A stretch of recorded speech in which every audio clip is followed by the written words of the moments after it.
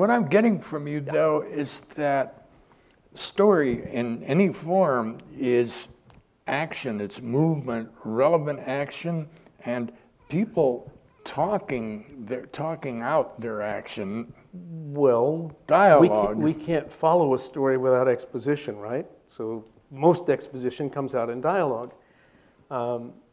Any scene you're writing, certainly in film, and I have to believe now it's true in novels also, or short stories, if what the scene you're writing isn't advancing the plot and revealing something new about the character, what good is it doing the book? I mean, you might as well just cut it, throw it in the wastebasket. Every scene, then. Every scene, advance the plot, reveal something new about the characters.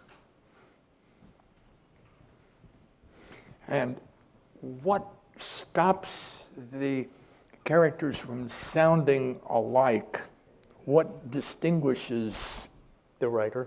Yeah, okay. You listen to the bartender, you listen to the erudite professor. By the way, I want to say, every time I'm with Shelley, I learn something. So you're in great company here today. But listen, here's the thing. You have been an actor, and I remember once you saying you practically learned to speak, mouthing the words of great writers. But talk a little bit, if you can, about how that plays into the way you pull a character out of the shadows and make her or him come to life, so that you're convinced with the plausibility and the authenticity of that character.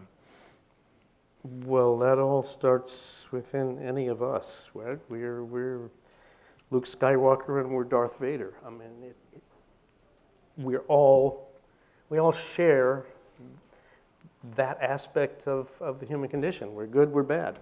In terms of dialogue, you listen. Every room you're in, you're a fly on the wall. You listen to the way people talk. What else? I noticed that there are quite a few people in here that sound like me.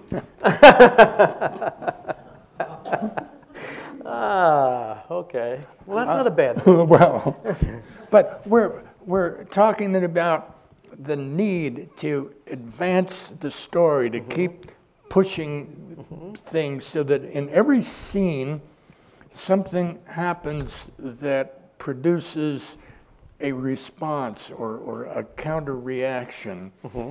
And do you find then that you're looking for those events? You're triggering things.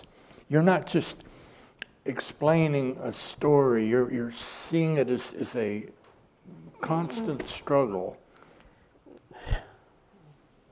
It's a struggle for the writer, and it should be a struggle for the characters. But once you create your characters, if you know them, because you've invested yourself in them, they take on a life of their own. People used to say to me, geez, it must be such a lonely life to be a writer. I said, no, I got 10 people running around in here saying some pretty cool things.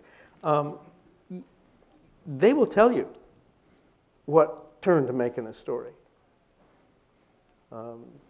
Because that's what that character would do in a given situation.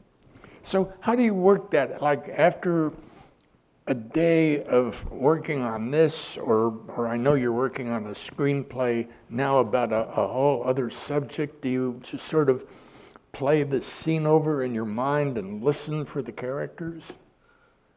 No, I attempt to write it and get through a draft. Something for you maybe, I think it's best to write what I call a fast blast. Get through something, get it all out there, and then go back and say, I wish I'd have said, then go back and rewrite it. But catch the momentum while you have it.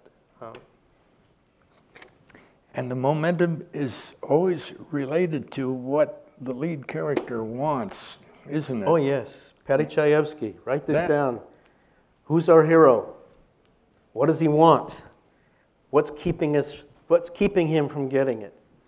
I mean, I think, and I tell all my students at Westmont this, put that on a Post-it and put it on the side of your computer. Don't ever lose sight of that. Who is our hero? What does he want? What's keeping him from getting it?